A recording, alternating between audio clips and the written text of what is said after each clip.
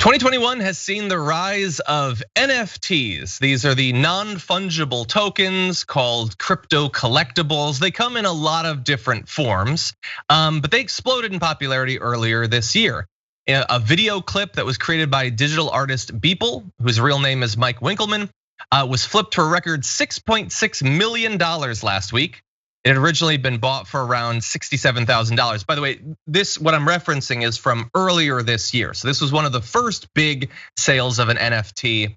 And you might not have been paying much attention this year. You might be wondering, what are NFTs? Well, look, partially it's complicated, and also you might not need to know it for much longer. But basically it's digital, like verifiable one owner images or memes or videos. And that might strike you as on its face kind of stupid. I'm with you, buddy. I know I'm an idiot. I don't get any of this stuff. But anyway, back at that time earlier this year, one of thousands of computer generated avatars called CryptoPunks sold for $2 million. A crypto art rendition of the Neon Cat meme from 2011 sold for $590,000 at an online auction. A meme for $590,000. Well, so why? Why did this blow up? Well, there was a lot of conversation about this. There were some pros and some cons, advocates and people who are against it. Proponents say that they fix a big problem with the internet, which is artists not getting paid for the distribution of their content online. Seems like a totally legitimate concern. At the same time, critics see the NFT craze as another potential speculative frenzy in crypto that's sure to fizzle out eventually. That was earlier this year. Well, the fizzling seems to have come because NFTs apparently peaked on May 3rd when $102 million worth of memes and paintings and songs and stuff were sold in a single day. The crypto collectibles market made up $100 million of those sales. Overall, $170 million in NFTs were transacted in just 7 days. Now that was at the beginning of last month. According to data analyzed by Protos, just $19.4 million in NFT sales were processed in the past week, which means that they declined by somewhere around 90% over the course of 1 month. We have other stats. Dr. Rashad, we've never talked about NFTs before. Obviously, I'm a little bit biased against this sort of thing, but what are your thoughts about it? Somebody got rich. I don't know much about it, man. I remember when it first came out, it was a craze. People were excited about it, and it looked good, right? I mean, it had this upward trajectory. And I keep things simple, man. I invest in simple things.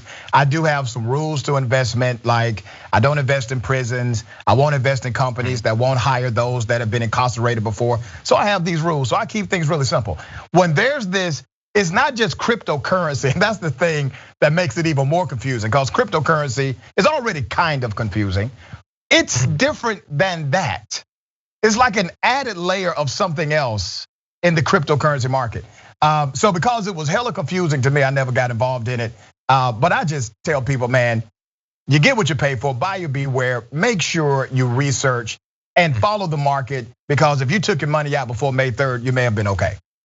Yeah, some people definitely made money. I mean, whoever it is that was able to sell the Neon Cat, they got their money's worth for that image of a cat. I think, they got several Ferraris for that cat picture.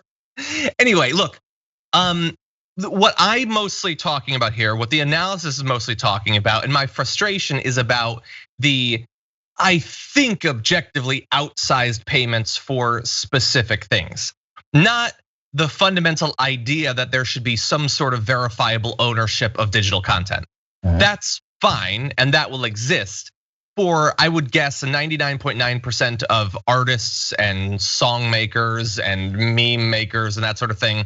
They're not going to be making millions of dollars for their thing. And long after this speculative bubble has burst, hopefully they'll have a technology that they can use. And if that leads to more people getting paid for their content, that's a good thing. But this is madness. This is like some of the stuff we've seen with stocks, some of the stuff we've seen with cryptocurrency. This is people desperate to get rich off of the perception that people can get rich. Yeah. And so they say that it can happen so that other people can believe that it'll happen. It is a self-fulfilling financial prophecy that for some will result in them getting rich. There are people who have made it big off of cryptocurrency. There are people who made it big off of NFTs. but every dollar they've gotten will be funded by people who will not get rich off of it. And best case scenario, they end up with a picture of a cat. Some people will not even have the picture of a cat. They're just gonna lose everything when these bubbles burst. It's kind of like Herbalife. Yeah, but at least in that case, you get herbs, right? Or juice, right, I don't know, what do they sell? You can't sell it, but you got something in the garage. Exactly, you got a big box of something juicy, I don't know. Anyway, so we'll see, maybe it'll come back, and there are still some subcategories of NFTs that are doing okay. But the massive frenzy, people were just looking around their hard drives to find something to label for $1 million and selling it. That might have died off for a little while, but we'll see.